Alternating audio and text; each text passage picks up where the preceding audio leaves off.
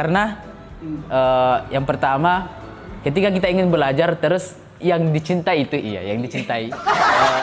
Ya, let's begin. Talk bukan show. Oke, bismillahirrahmanirrahim. Assalamualaikum warahmatullahi wabarakatuh. Waalaikumsalam warahmatullahi wabarakatuh. Akhirnya saya duduk dengan rekan saya dan sebetulnya dia ini asalnya dari bla bla bla, namanya juga bla bla bla. Untuk sementara waktu saya persilahkan dulu untuk perkenalkan diri. Oke, baik. Assalamualaikum warahmatullahi wabarakatuh. Waalaikumsalam warahmatullahi wabarakatuh. Jadi langsung saja perkenalkan, nama saya Kadaruddin. Ya. Biasa dipanggil Kadar. Kadar. Asalnya dari mana, Kadar? Kalau asal sebenarnya dari Mamasa. Dari Mamasa di jauh. Kalau asal saya itu dari Polewali Mandar. Pertanyaan saya, sebetulnya kapan kita kenal? Sudah lama, Di. Kalau kenal sama Kak Nahar ini sejak MTS kelas 2 kayaknya. Kelas 2. Kelas 1 belum, Di? Kelas 1. Mungkin tidak kenal tapi tahu. Oh iya. Karena saya waktu itu memang lelaki yang sombong. Dan beliau juga sombong.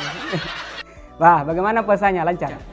Alhamdulillah kalau masalah puasa ya. Untuk tahun ini alhamdulillah masih lancar. Tidak tahu ke depannya. Ya. Semoga lancar ke depannya, amin.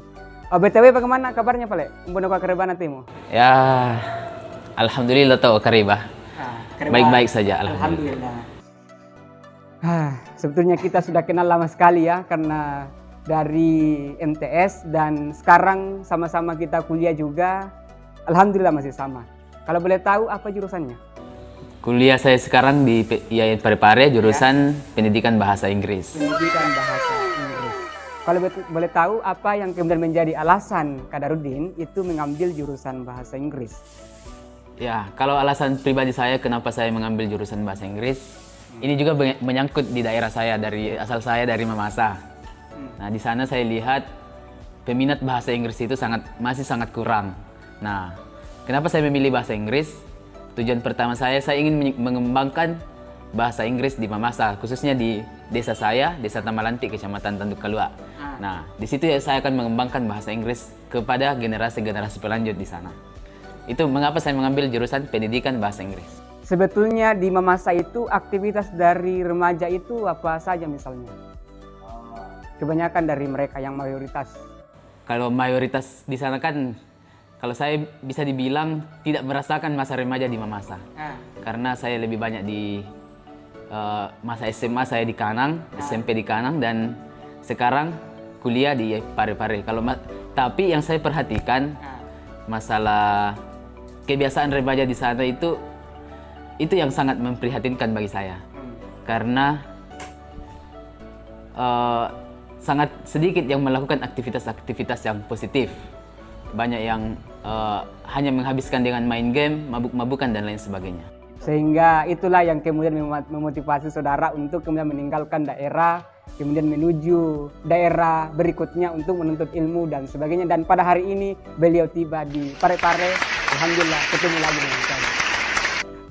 Dengan brother yang sangat luar biasa ini. Kalau boleh tahu Pak Kadar, ya, panggil saja Kadar. Kalau boleh tahu Kadar, selama menggeluti dunia bahasa Inggris itu apa saja prestasi yang telah diraih? Kalau masalah prestasi, saya hanya sering mendapatkan prestasi di 2 bidang bahasa Inggris. Yang pertama di bidang pidato bahasa Inggris. Di situ saya sering mendapatkan prestasi ketika mewakili sekolah pada saat SMA maupun MTS. Nah, kemudian yang kedua, debat bahasa Inggris. Saya juga pernah mewakili sekolah saya, Madrasah Aliyah, ikut lomba debat bahasa Inggris. Begitu, Di. Luar biasa sekali pencapaian dari beliau di dunia bahasa Inggris. Dan saya ingat beberapa tahun yang lalu kita pernah baku lawan ya. Kita lawan di bidang speech dulu, pidato bahasa Inggris. Iya, kita lawan di bidang itu dan kita lihat siapa yang menang. Karena kebetulan saya dengan Kak Nahar ini memang beda sekolah waktu SMA. Ya. Dan masing-masing dari kami membawakan nama sekolah. Ya, di dunia bahasa Inggris kadang kami bersaing ketika lomba, tapi di luar daripada itu kami sehatinya. Berjuang bersama. Saya masih punya pertanyaan, Kak. bagaimana tipsnya belajar bahasa Inggris? Kalau dari saya pribadi, kalau tips belajar bahasa Inggris, yang pertama, yang paling dibutuhkan dalam belajar bahasa Inggris itu kepercayaan diri tak, kepedean tak paling dibutuhkan. Kemudian yang kedua, jangan dulu pikirkan hal-hal yang lain selain bagaimana kita bisa berbicara. Bagaimana kita bisa berbicara menggunakan bahasa Inggris. Walaupun itu salah masalah grammar, salah masalah yang lainnya, strukturnya, itu kalau bagi saya tidak usah dulu dipikirkan. Kita fokus di speaking saya dulu, bagaimana kita bisa berbicara dan berani mengeluarkan bahasa Inggris di depan orang banyak. Itu tips yang paling penting yang harus kita kuasai. Intinya fokus ya. Tapi tuh Kak, terkadang juga di masa-masa yang sekarang atau di usia-usia remaja misalnya dalam proses belajar, itu terkadang dipengaruhi oleh dunia percintaan. Apakah ini menghalangi seseorang dalam belajar bahasa Inggris? Apakah ini justru mengurangi kualitas dalam belajar atau justru memperkuat kualitas belajar dalam belajar bahasa Inggris? Kalau menurut pandangan saya, sebenarnya percintaan itu sangat tidak baik, sangat mengurangi minat belajar orang, terutama dalam belajar bahasa Inggris. Saya pikir sangat, karena yang pertama, ketika kita ingin belajar terus yang dicintai itu yang dicintai menghubungi kita, menelpon atau chat, itu seakan-akan pelajaran kita itu langsung kita abaikan, kita langsung berfokus ke yang dicintai itu. Begitu yang saya lihat selama ini. Oke, selanjutnya Kak, apa hobi dari Kakak? Kalau hobi saya pribadi, mungkin ini sangat sedikit kaitannya dengan jurusan saya, jurusan bahasa Inggris. Saya lebih suka dengan diskusi-diskusi secara bebas seperti ini. Berbagi atau saling berbagi pengetahuan dan pengalaman. Oke, bagi pemirsa yang ingin berdiskusi, yang ingin berbagi pemikiran dengan Saudara Kadar, silakan hubungi beliau. Beliau juga punya YouTube channel namanya Mr. Key, MR.Key. Itulah. Kemudian selanjutnya Kak, tadi kan Kakak tinggal di Parepare ya, ambil jurusan bahasa Inggris. Kalau boleh tahu di mana tinggal di Parepare? Tinggal di Parepare, saya di asrama Ma'had Al-Jami'ah IAIN Parepare. Oh iya, tinggal di asrama di. Kegiatannya di asrama, boleh tahu, boleh dijelaskan ke kita semua? Nah, kalau kegiatan, saya tidak akan menjelaskan kegiatan secara umum yang ada di asrama, tapi saya akan menjelaskan kegiatan saya pribadi. Nah, karena berhubung saya pribadi ini pembina bahasa Inggris di asrama IAIN Parepare, maka rutinitas saya setiap pagi itu saya tidak mau mengatakan mengajar, karena mungkin ada adik-adik saya yang lebih pintar daripada saya. Maka saya berbagi dengan mereka. Kami sharing, saya memberikan apa yang saya tahu. Kemudian adik-adik juga kalau ada yang mereka tahu, mereka berikan kepada saya. Begitu sistem yang saya gunakan. Luar biasa sekali sistem dari beliau ya. Itu rutinitas yang saya lakukan setiap pagi.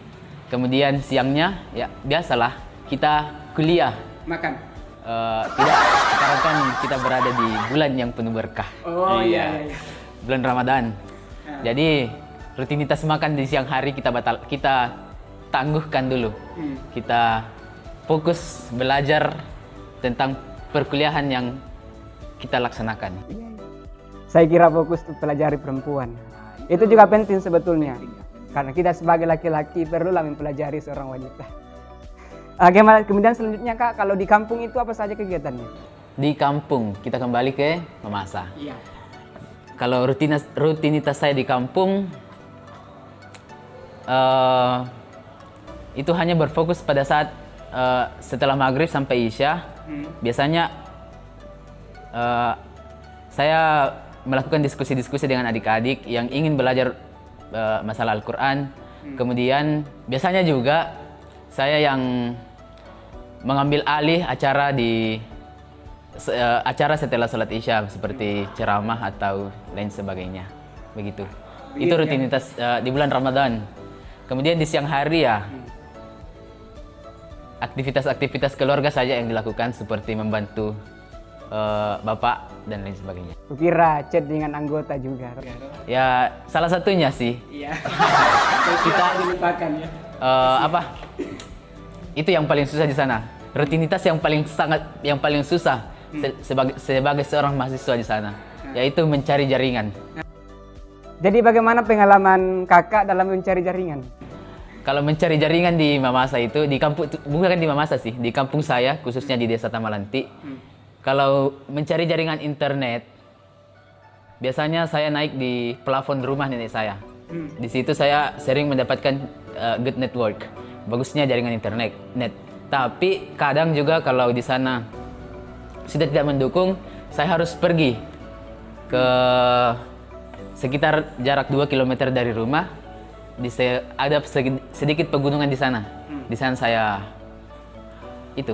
mencari jaringan.